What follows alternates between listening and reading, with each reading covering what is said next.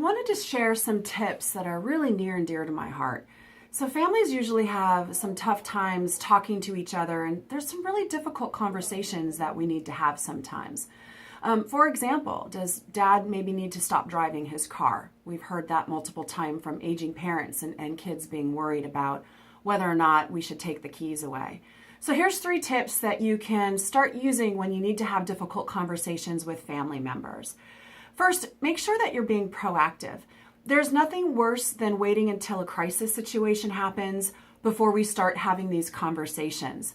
When we're able to think of these conversations not in emergency mode, they happen to be much more logical and less impassioned conversations, and usually you have a better result with them. So make sure you're putting time on your calendar to really think about how you're going to present this conversation first, and then do it before an emergency situation arises. Another tip to have is have the conversation with yourself first.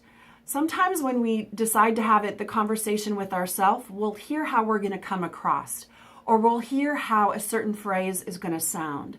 So when we have the conversation first and role play it out, even in the mirror with ourselves, sometimes it's going to make that conversation go a little bit better because you will be more aware of what you're actually saying to someone else and how they may be receiving that information. And the third tip is make sure that you're being vulnerable. There's nothing worse than having somebody present information to you when it's just coming from a place of, I know this and you need to do this and I know more than you. When you're vulnerable and you share a story that's, you know what, Dad, I'm really afraid for you. I'm afraid that you may get hurt in a car accident, or that you may hurt one of the neighbor children on our street if you continue to drive.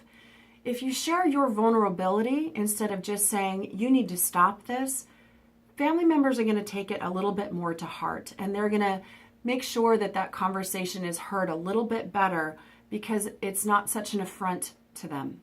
So take the time to be vulnerable. It's hard, but you know what? They're vulnerable too. And if you're going to put yourself into their shoes, the conversation is going to go a little bit easier.